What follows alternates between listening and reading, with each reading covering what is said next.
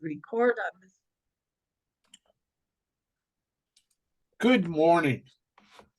It's good to have another morning here at Unity Lower Lake with this amazing community. If there are those of you who have not met me, I'm Reverend Dave Lyman, and I've been coming for some 15 years to this facility, either by Zoom or in person. What a difference 15 years have brought to our world. Today, I want to talk about a few things in the difference and how we show up in life pre-pandemic in relation to post-pandemic. Today's talk title is called Stay Hungry, Stay Foolish. It's a quote from Steve Jobs, the man who was one of the starters of Apple. Steve's biography talked about how he showed up in life bigger than life. He had the ability to convince himself and others around him to believe almost anything using a mixture of charm, charisma, bravado, and persistence. Was an ability to distort his co-workers' sense of proportion and scale of difficulty and to make others believe that whatever impossible task he had was possible. Let me give you an example. Steve asked one of his main engineers, Larry Keenan, to reduce the booting time of the Macintosh by 10 seconds. Now, this meant he was asking Larry to make this computer start up 10 seconds quicker. When we turn on a computer, it goes through a boot process. And each second, a huge amount of activities occur. Keenan replied, taking 10 seconds off was impossible. Steve then asked him, if it would save a person's life, would you find a way to shave off the 10 seconds? Keenan replied, well, I probably could. Then Steve walked to a whiteboard and pointed out that if 5 million people wasted an additional 10 seconds boosting and booting their computer, there would be 100 lifetimes wasted. Larry Keenan went away for a couple of weeks and came back with a computer that started 28 seconds faster than before. So what does that have to do with you and me? A dear minister couple we knew made a vow to live their lives from the pulpit in full transparency and open sharing of what their lives were about. Today, I want you to know that Spirit has amped up my health challenges, that Rachel and I have come to a point of being able to start to put some finite numbers to the end point of my time on the planet, which is kind of weird. Thus, I am now working with palliative care, a sort of summary of all health issues, and my possibilities are tightening. So we're making choices and preparations for end of life. So today, that has brought me to talk about mindfulness, about opportunities, about choices, about how quirky this world is around us, and what our job is being in this world. The very first thing I wanted to talk about this morning is a common approach that humans have in life. We take our lives way too seriously. I had a friend who believed this so much, she did a class called You're Taking This Life Thing Way Too Seriously. And he gathered a group of his closest friends, and we were his alpha class. He was going to teach the class to us to see if it was a class he could do. Well, about 10 minutes into the class, we made him stop. And we made him take a breath because we said, right now, you're teaching this class as if you're taking life way too seriously. That's how easy we get caught up in that loop. We need to know that life is important. And at the same time, it means nothing. We're physical bodies, but we're spiritual beings. Life is filled with lessons and at the same time filled with absurdity.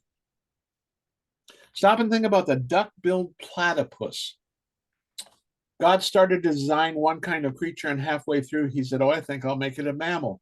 I think I'll have it lay eggs. I actually am preparing a weekly blog that I'm going to be starting next month. And the name of the blog is Seriously, God? Question mark.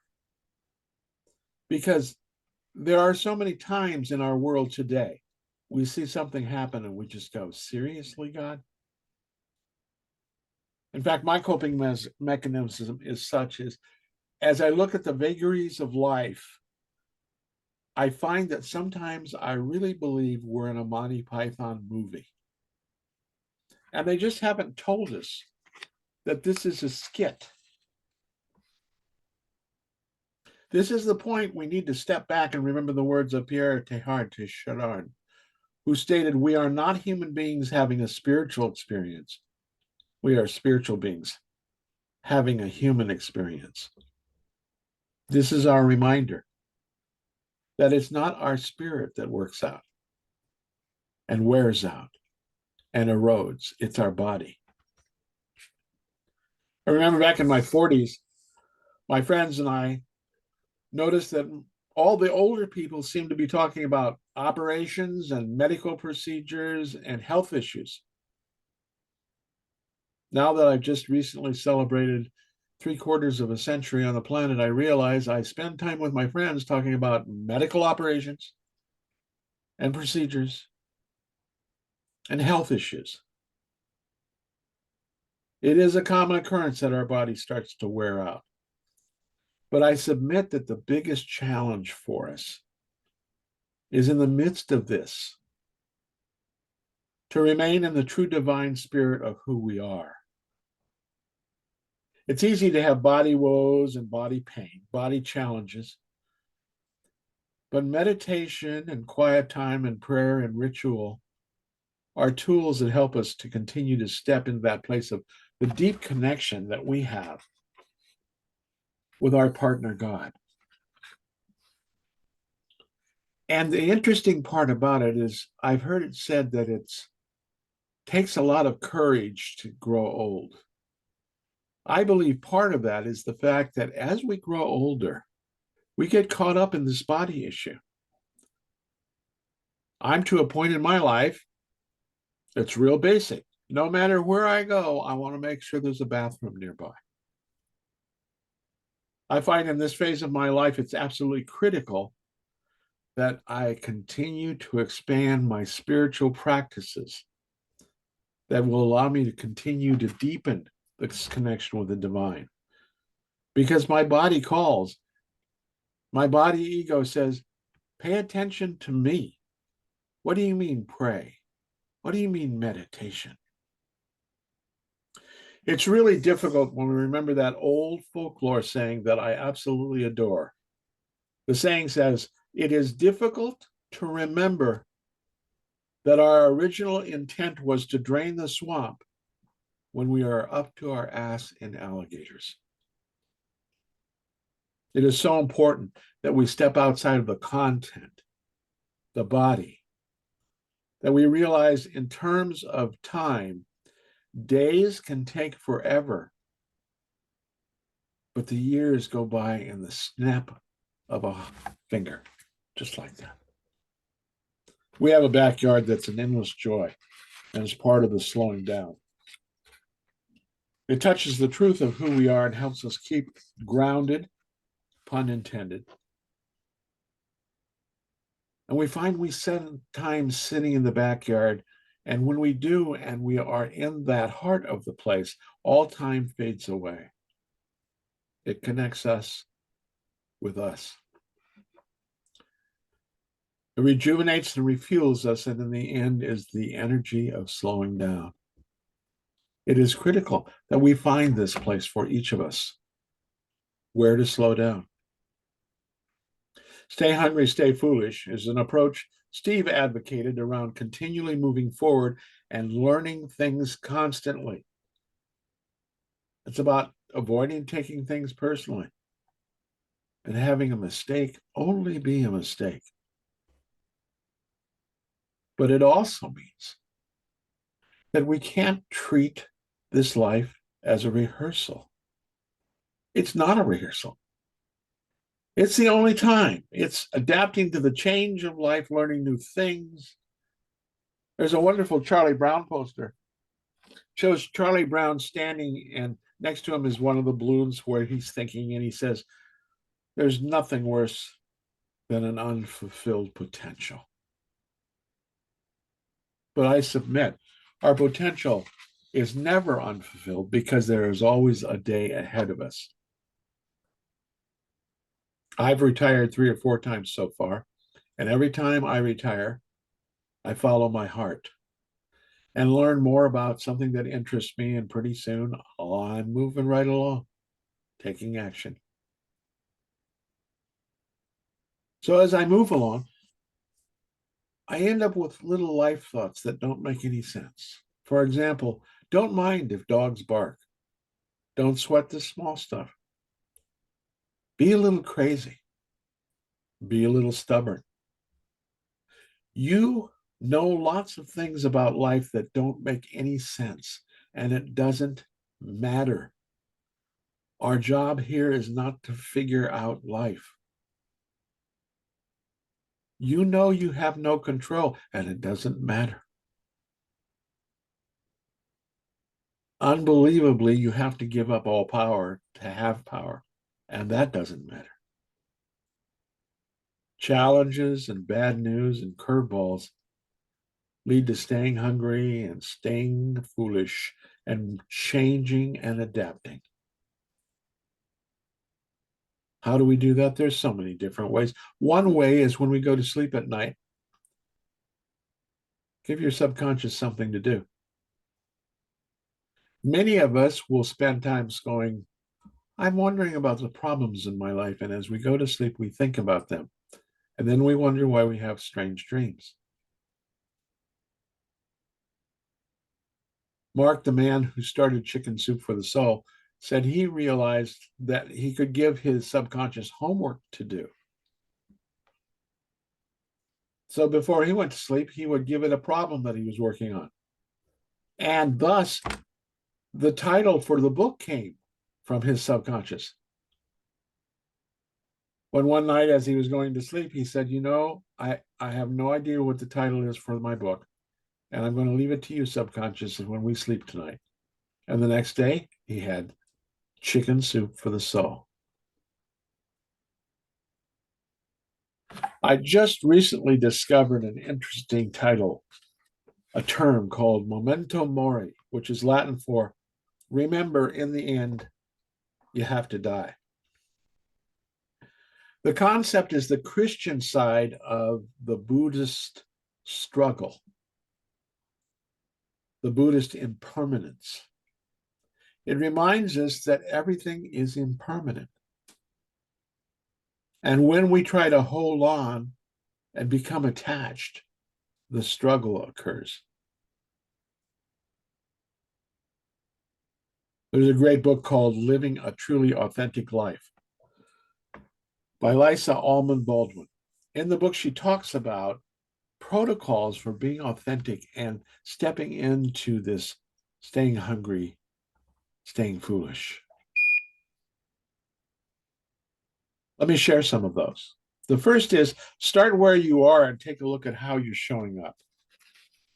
Now, this is about being totally present. It's easy to take the present moment as a step in the journey to the next thing.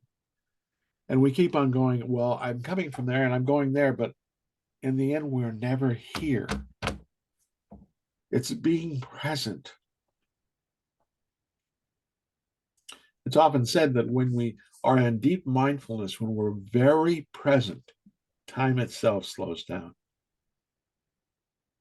Number two is everything in your life is a part of the process of recognizing your magnificence.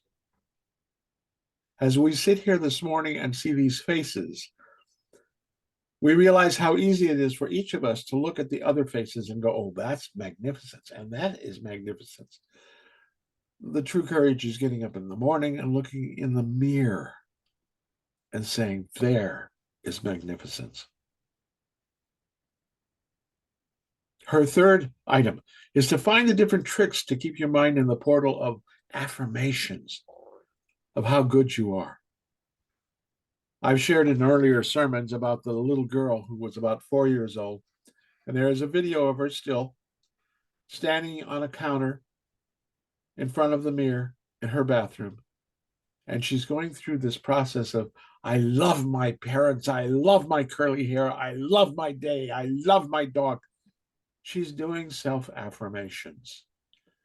And hearing this little 4-year-old do that, every time I see it, it reminds me it's something I need to do. The next one is shine your light. We have this habit of going through life. And as people praise us, we go, no, no, no, no, no, no, no, no, no, no, no, no. But at the same time, we're going, yes, yes, yes, yes, yes, yes, yes, yes. No, no, no, yes, yes, no, no, yeah, yes. Shine your light. Shine your light.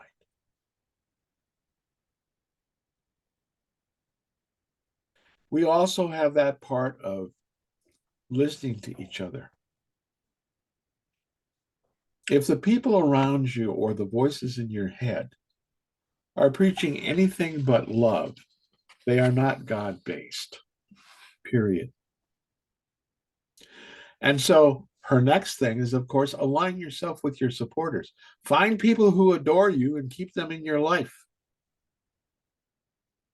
And finally, she says to stop apologizing. I realized at 3/4 of a century that the lessons are going to keep on coming. One of the biggest lessons that going through these health challenges has taught me is we are not alone. It's been said we learn our lessons in our birth family and then we go out and make our family. We cannot do this alone. If you stop to think about it, we have the best partner in the entire world. And I get so excited about this. God chose me as her partner. How cool is that? God did the same thing for you. A partner that is beyond anything you could ever imagine. I can't say it. Omnipotent. There it is.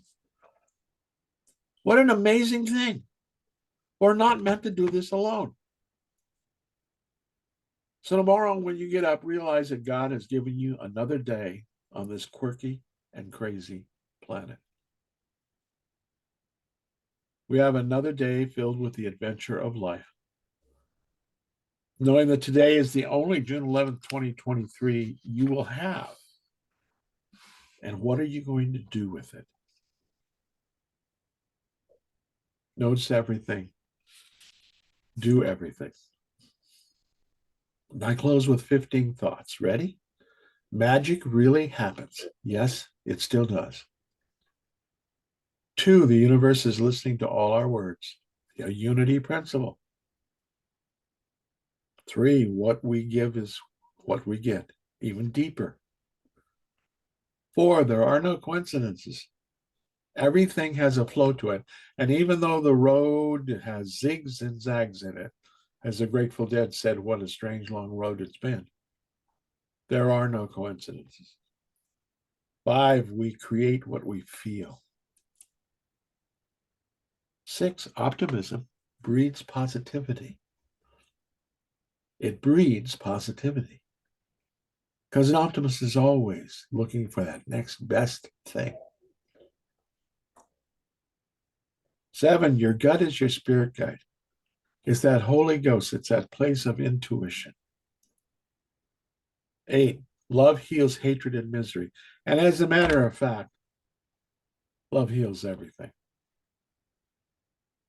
There's a beautiful cartoon of Muhammad, Buddha, and Jesus sitting on a set of clouds and looking down on earth. One of them is saying to the other two, okay, which one of us is going to go down and remind them about love? It's like the Beatles say, all we need is love. 9, energy never lies. The energy of how we show up. It's been said if you take your time, scheduler, and your checkbook, you'll know what you do in your life. 10, prayer works. 11, meditation works. 12, full moons are magical. And 13, New moons are magical. 14 friends and family are magical. And finally, in fact, it's all magical. It's this great adventure we're on, all together and all with the greatest partner we could ever have. So go out with your partner on this lovely day and expand and explore the divine that you are. And so we come to the end of the talk, but we want to take a moment to just settle within. So take a deep breath. And as we take this breath, just settle within, deep into that part of us that is not the physical body. It is that place deep within that is always grounded,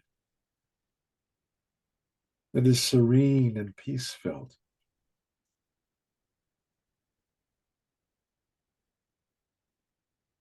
And as we take a breath and settle into that place, we need to remember we can change our mind and a heartbeat. In the same way, in a heartbeat or two, we can settle into this place.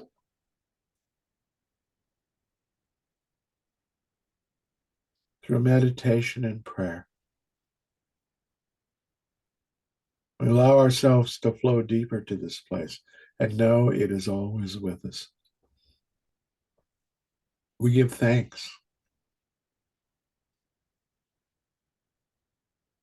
This place of peace. This place that may be a wooded grove with birds in the background, a small stream going by, the waves of an ocean, the sound of a puppy. Each of us has our own place. Each of us carries it with us always. And so we take one more deep breath and let our body be filled with the mindfulness of this place, with the full presence of this place. And we give thanks.